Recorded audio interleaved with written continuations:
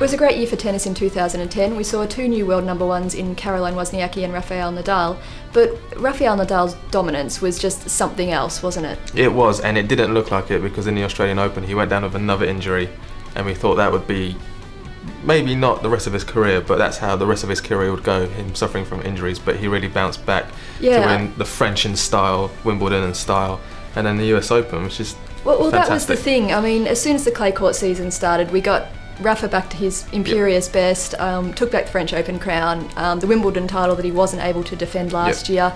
By then he was already world number one again, and obviously completed the career Grand Slam at the US Open. Yeah, and the youngest player to do so as well, so it's just an amazing year for Rafa. Absolutely, and I guess the flip side of that is that Federer didn't do so well.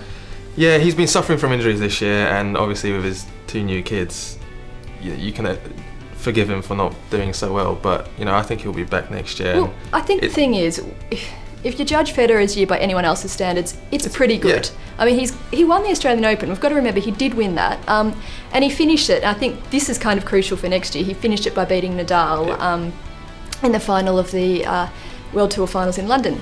But yes, his 23 Grand Slam semi-final streak was broken at the French Open by Robin Soderling in the quarterfinals, and he didn't reach a Grand Slam final after that. Yeah, I heard that against when he played Thomas Berdych at Wimbledon, that he physically couldn't move in the dressing room. He was strapping on his back, and but he wouldn't quit because he didn't want to do that to Berdych. He wanted to give him his day, and that seemed to be Roger Federer's year. Just constantly niggles, back injuries.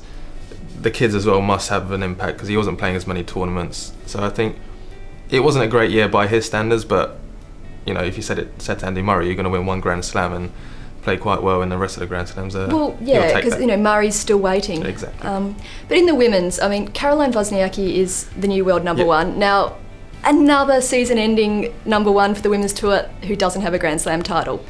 She's just grinding it out on tour, isn't she? And that's been the problem on the women's tour, that the players can grind out in the just in the normal tournaments, in the is it the Premier 700 something like that? The WTA tour basically. And she doesn't. She's a very good player. She looks destined to be a Grand Slam winner, but this year she's not deserving of that number one title, is she? Well, I think when you look at what she did, and she was dominant on the WTA tour, but at the US Open, Vera Zvonareva, who herself actually became a contender this year, took her apart in the semi-final, and Clijsters won the WTA championships in Doha, beating Wozniacki in the final again. So she's just not quite one of the elite, but she's 20 years old, has her whole future ahead of her, and quite frankly is the best of the youngsters by a country mile on the tour. Yep, and another youngster, Victoria Azarenka, she had a very, very poor year by her standards. We thought she would come up and step to the plate, but it's been Wozniacki on her own for the youngsters.